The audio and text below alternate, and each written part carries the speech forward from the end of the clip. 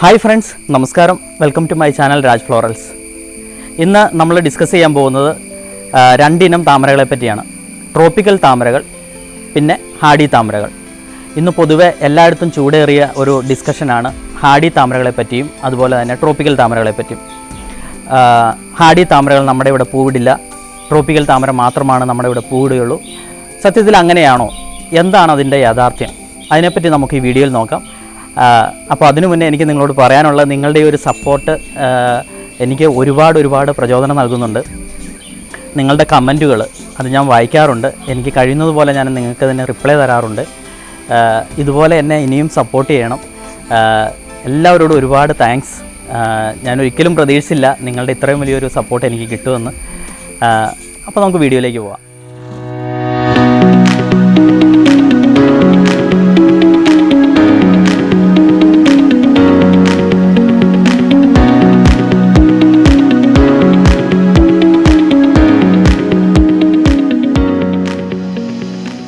Friends, ഞാൻ എൻ്റെ ഇതിനു മുന്നേ ഉള്ള വീഡിയോയിൽ പറഞ്ഞിട്ടുണ്ട്, താമരകളെ രണ്ട് ജനുസുകളായിട്ടാണ് തരംതിരിച്ചിരിക്കുന്നത്.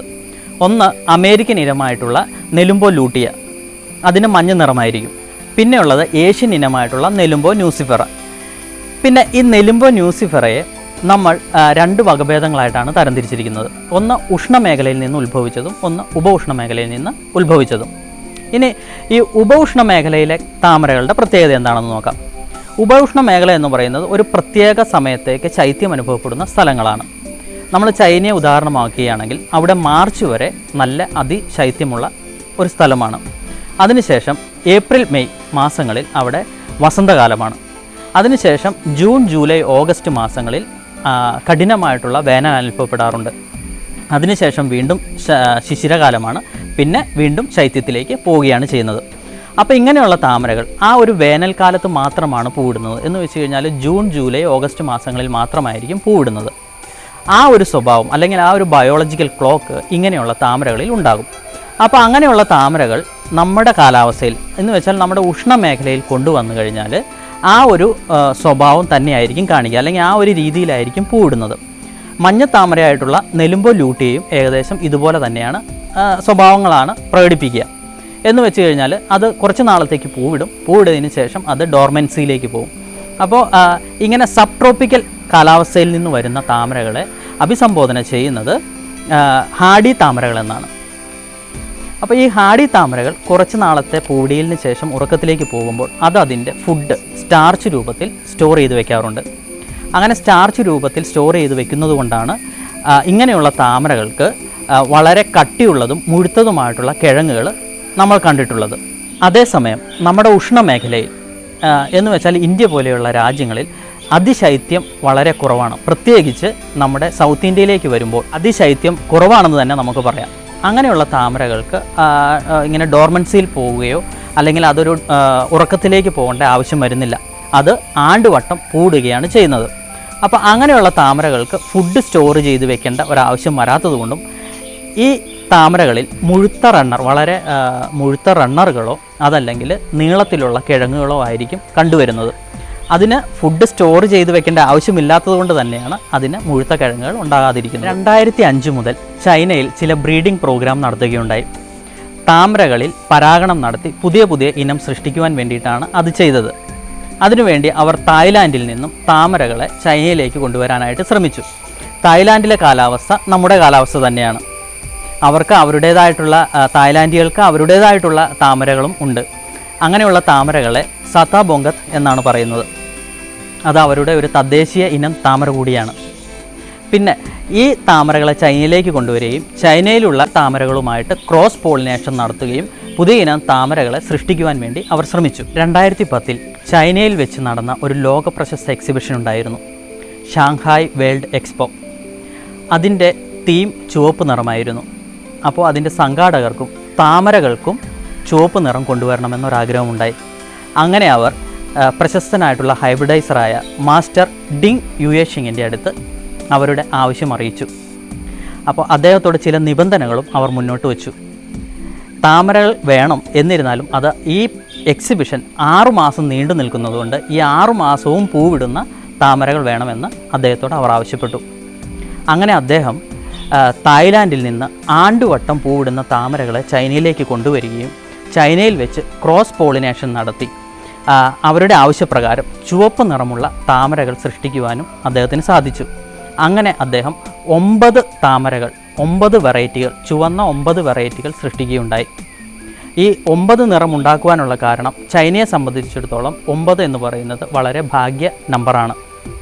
അദ്ദേഹം ഈ 9 ഇനങ്ങൾക്കും പേരിട്ടത് ചൈനയിലെ ഓരോ നഗരങ്ങളുടെ പേരുകളായിരുന്നു.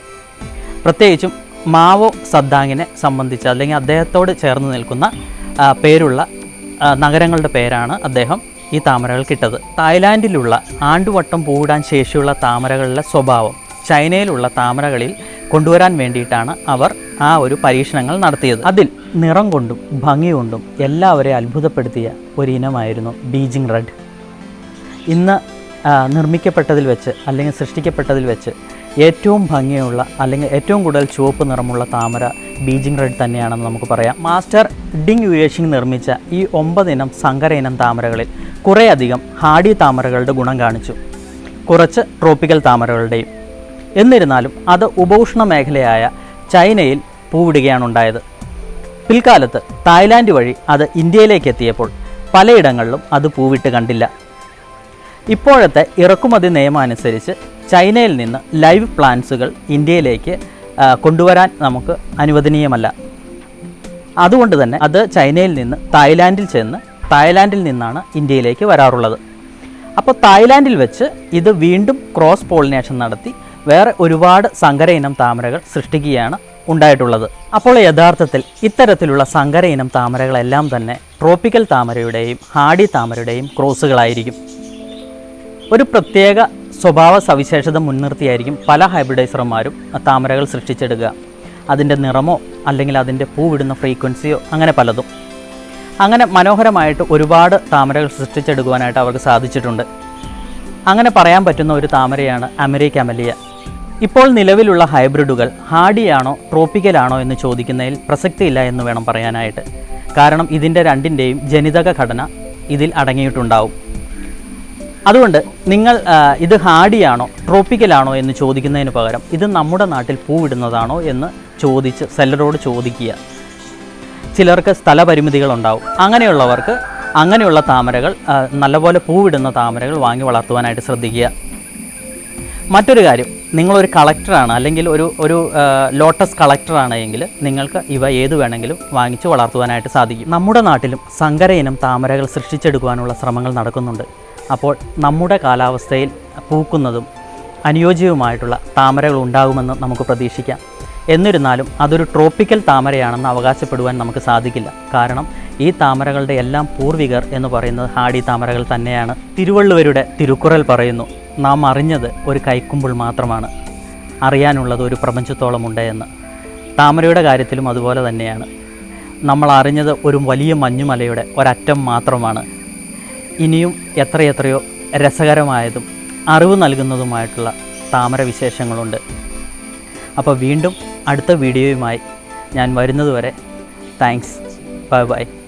അപ്പോൾ എല്ലാവരോടും മറ്റൊരു കാര്യം കൂടി, ഈ വീഡിയോയിൽ നിങ്ങൾക്ക് എന്തെങ്കിലും ഇൻഫർമേഷൻ കിട്ടിയെന്ന് തോന്നുന്നുണ്ടെങ്കിൽ ദയവ് ചെയ്ത് നിങ്ങൾ എന്നെ സപ്പോർട്ട് ചെയ്യണം, സബ്സ്ക്രൈബ് ചെയ്യണം, ലൈക്ക് ചെയ്യണം. അതുപോലെ നിങ്ങളുടെ അഭിപ്രായങ്ങൾ കമൻ്റായിട്ട് രേഖപ്പെടുത്തണം. Bye bye.